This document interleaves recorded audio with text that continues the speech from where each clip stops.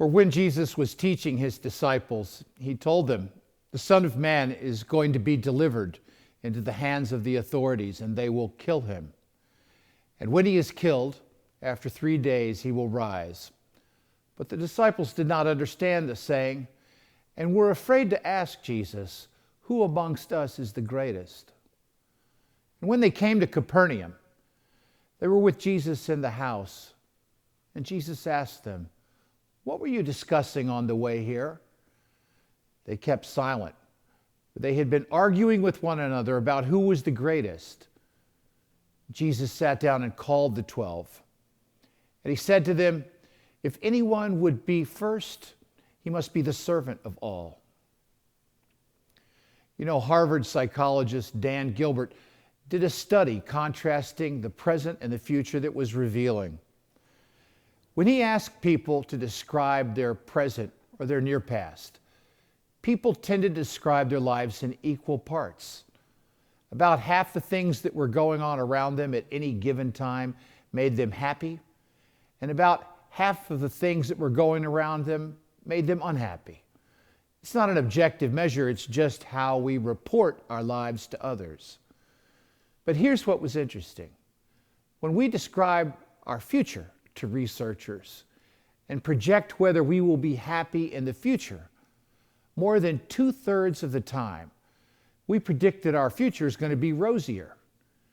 We envision many fewer bad things happening in the future than what are happening around us right now. There's something illusory about human nature that is inveterately hopeful about our own future. We just think things are going to somehow work out. The truth is that the second half of our lives are quite a bit about suffering and loss. And that's truer the longer we're fortunate to be able to live. The second half of our lives, our deeper fulfillment, is so much more contingent. We have so many people that are dependent upon us, our family, our friends. And we suffer along with them in compassion. As the saying goes, a mother is only as happy as her most unhappy child. I think of my fraternity brothers. When we get together and play golf for a long weekend every year, most of the time and energy we expend is just trying to beat each other and acting like we still haven't quite graduated from college. But one of them has a child that has a serious brain tumor, and he has to be treated and retreated and retreated again. And that son is doing his residency now, just out of med school himself. But I can hear, talking to his dad, that his mother worries about him all of the time. She's also a physician, and she knows that this tumor could flare up. And I know that his dad spends quite a lot of his time soothing his wife's worries day in and day out, week in and week out. A couple of years ago, one of our college friends died from cancer. Despite all of our connections and getting him the best medical care available, we couldn't save him. I remember standing around the grave in South Carolina after the funeral was over, having one last whiskey. There were about 8 of us, and religious or not, all of us had learned how to pray in late midlife. Because if you're lucky to live long enough, you just have bad stuff that happens to you, to your friends, your kids, stuff you can't control, even in our era of remarkable control. And it breaks your heart, stops you dead in the middle of your day, whether you want it to or not. I'm not really sure how we got the idea going that if you're spiritual enough or if you're religious enough that somehow bad things don't happen to you. It is true that we read passages all the time where God looks out for us, like Psalm 121 that says, God will protect your going out and your coming in from this time and forevermore. Because God is fundamentally good and supportive. But that doesn't mean that life isn't going to take its natural course. We're not miraculously exempt from the power of tornadoes, the bitter cold of the Arctic air, this new strain of bacteria that we don't have antibiotics to fight, or the random violence of terrorism that besets our era. In the Gospel of Mark, we have a scene that we read just now. It's repeated 3 times. Jesus tells the disciples that they will inevitably suffer if they follow after his way. And each time, the disciples respond by getting into an internal dispute with each other about who is the greatest among them, who is the most important. In this scene, Jesus reacts by saying the greatest is the one who serves others. It's the one who loves the most love that you can give. The more that you know, suffering will come as a consequence of compassion because you love other people. And that pain we feel when a loved one dies is the price we would gladly pay for the privilege of love. If you love deeply, you will know deeper pain, plain and simple. The disciples are depicted as boneheads. They don't get it. And they are we, of course. We get it, but not really, until we're there in the midst of a tragedy. In chapter 10 in Mark, Jesus again tells them that he has set his face towards Jerusalem and that he will suffer. And right after that, the disciples ask him if he will appoint someone to sit on his left and someone to sit on his right when he comes into his glory. Of course, us dear readers know that when Jesus comes into his glory, he will be hanging on a cross at Golgotha. We know that when he comes into his glory, he will have 2 felons on either side of him. But they won't be sitting on regal thrones. They're going to be hanging in agony on a cross themselves. So Jesus says to the disciples that they're so worried about their position and prestige, you do not know what you're asking. Are you able to drink the cup from which I will drink, or to be baptized with the baptism that I will be baptized? That question, of course, is posed to each of us. Are you spiritually prepared to endure the injustice and suffering and hardship that's actually involved when you make yourself vulnerable to others in self-sacrificial love? A mother's suffering love, the way that she cares for her child all the way to the grave, it's profound, but it is not romantic. It may even be redemptive, but it's not anything any of us would ever want to live through for any reason. Jesus even went out of his way to tell people that if you really follow after him, you will most assuredly suffer in a similar way. The way of vulnerable love is just like that. We don't seek suffering. We actually pray to God to be relieved from it. But God teaches us that through the love that opens us to deeper suffering, we can not only endure it, the human spirit can transcend it and even make it meaningful. Our suffering can become redemptive. Whoever said that God never sends us more hardship than we can bear, apparently never had to bear very much hardship. We most certainly can become overwhelmed. After the war was over, Viktor Frankl did the math on surviving the concentration camps in Germany. It was about 1 in 28. At Auschwitz, the odds were even lower. He managed to be one of the 1% of people to actually survive Auschwitz and live to tell about it. And in his very sobering account, he's clear that 2/3 of the inmates that came through Auschwitz were either reduced to their animal instincts just to keep alive. They lost all conscience and simply betrayed people around them to save themselves. Or they lost their will to live and one day just refused to get out of bed no matter what torture awaited them. They just gave up and died. The few that were able to keep their humanity and make it on through had some higher spiritual vision that they were living for. Frankl himself had the hope of being reunited with his wife, whom he deeply loved, and the hope of finishing a book that he had started. And he was able to take himself out of the misery of his surroundings by focusing on images that he remembered, touching moments from his marriage. There were so many arbitrary things that happened to him.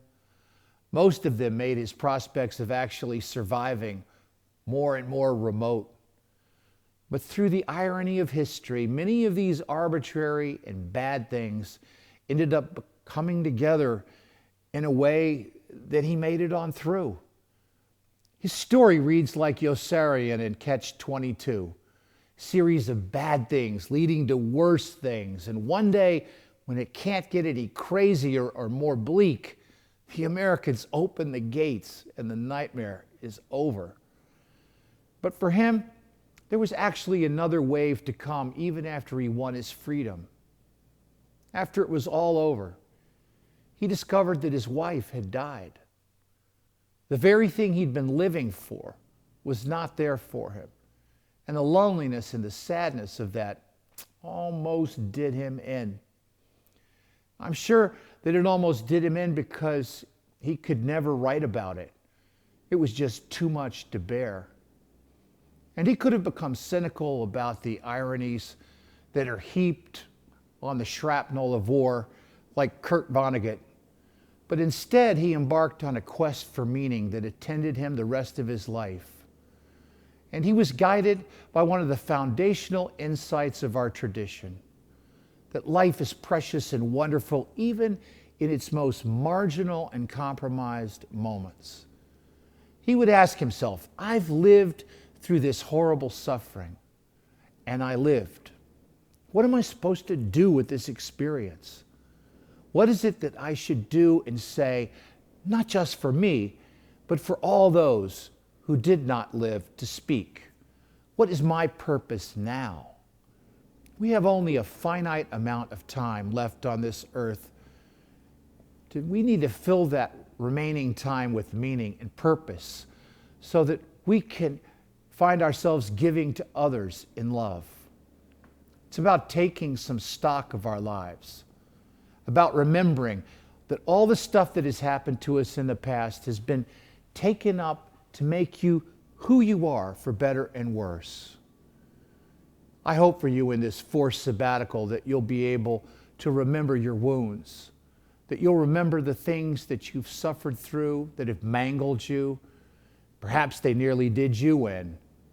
I hope you'll reflect on them and that you'll let them ferment in your soul. Having been through all that, what is it that you can give now that you've gotten to the other side in one piece? How have you grown? In a way that you probably didn't even want to grow, but you did anyway. What good meaning can you distill? As you embark on that quest, may you be surrounded by people that will empower you with God's redemptive love. May they reflect that in you through their acceptance, their understanding, and their strength. And through it all, remember you are God's beloved child. Your life is wonderful and a mystery, in spite of the trial that's been laid upon you. Peace be upon you this day. Amen.